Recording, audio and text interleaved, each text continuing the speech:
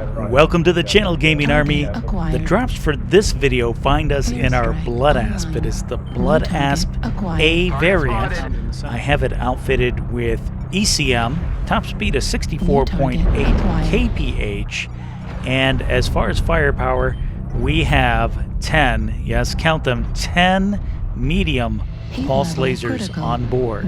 So the idea is obviously using our ECM to get ourselves into position, bringing all of those medium pulse lasers to bear on the enemy target. Now an enemy light has pushed in to the center here, which was very ill-advised on his part. And another thing that is ill-advised is alpha strikes in this bad boy. As you can see, firing all of your medium pulse lasers does tend to generate quite a bit of heat. So if you're not on zero, be prepared for an overheat or possibly some internal damage on your mech. Otherwise, staggering your shots is the smart way to go.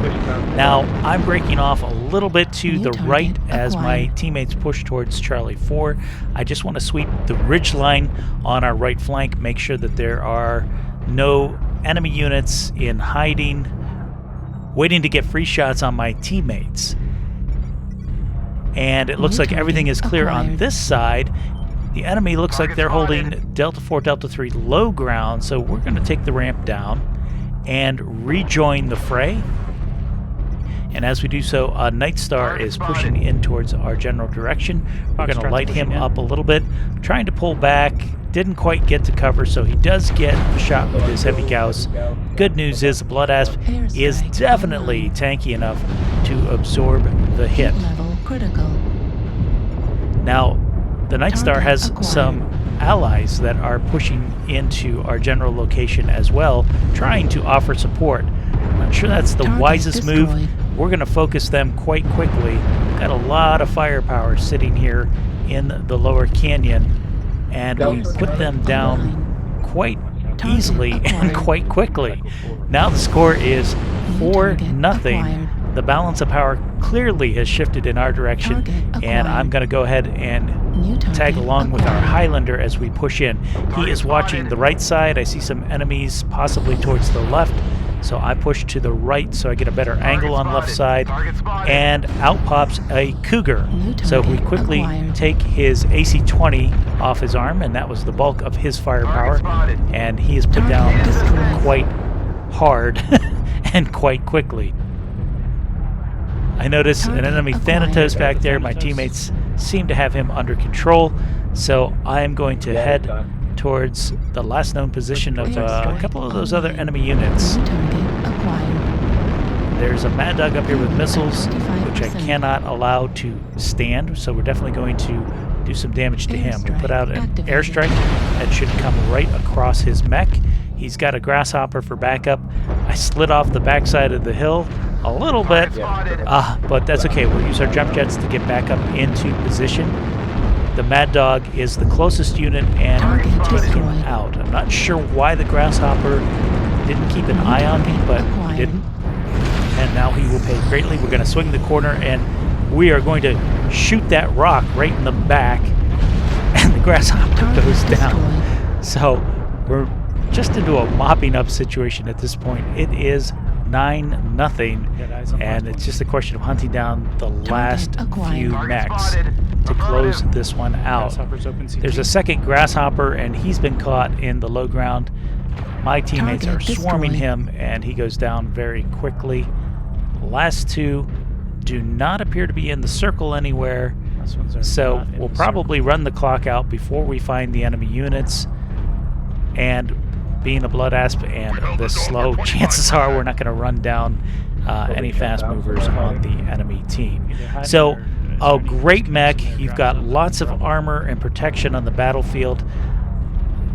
That was demonstrated by tanking the heavy Gauss shot from the Night Star early on.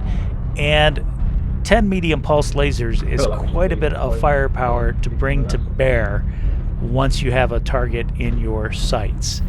Again, the whole idea is ECM to get you into firing position, and then just light them up with all the medium pulses in the world. Not much is going to be able to stand against that. My teammates have found an AFK or disconnect in the backfield. They take him out, and last unit did not save the cap. So we're going to walk away with a win on this particular drop. We finish out with 1 kill, 537 damage done, 7 components destroyed. Moving on to our next drop. This one has us playing Assault Mode on Hellbore Outpost. Now, I've got to be honest, Hellbore is probably not my most favorite map, and that's because there's a finite set of avenues to approach the center, and they wind up funneling you into the Echo 5 Delta 5 area, and I don't like the constraints of how that's set up. But you play the hand that you're dealt.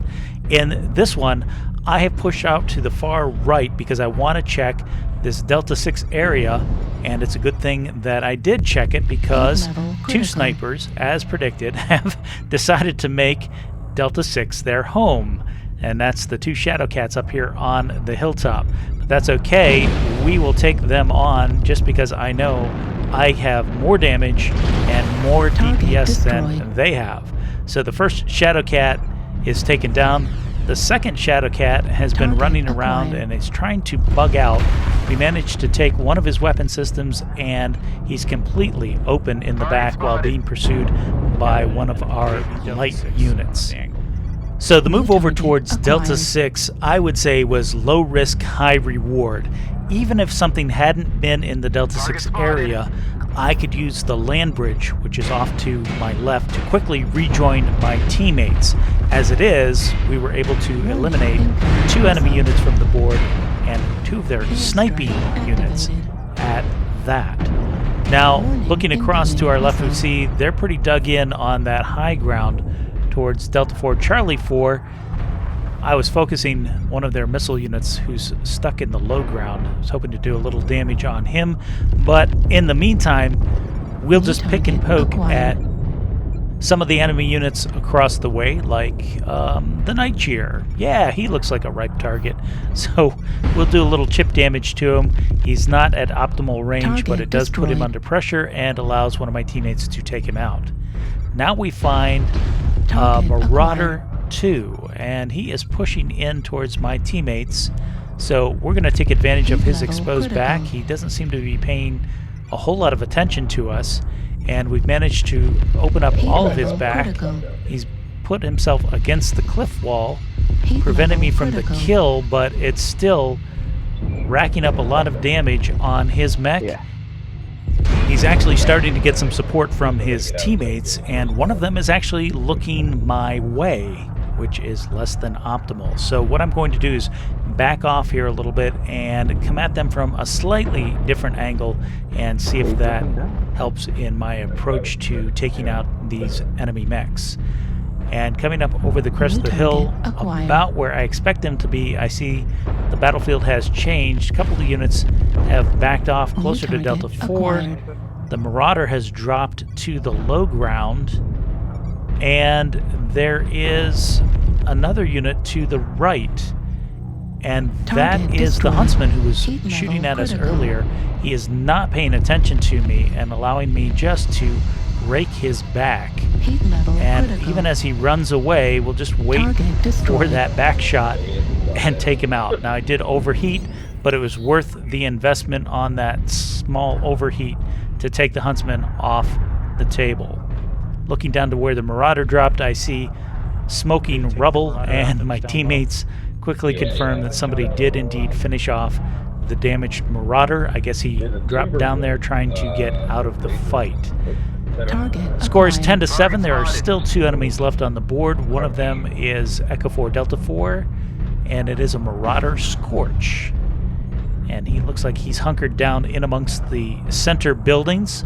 So again, we're going to come in at a different angle, maybe shoot up this alleyway if we can, but I'm seeing large pulse lasers from the right-hand side of the screen around this corner, so there's a second unit shooting from around this corner. My teammates finish off the Scorch in the center, so I'm going to go into full pursuit after this other mech, and it is an ECM Timberwolf that we're in pursuit of, and he has opened CT. His back is open now as well, and playing Ring Around the Rosie, we are able to catch him and take out his rear CT with that last shot.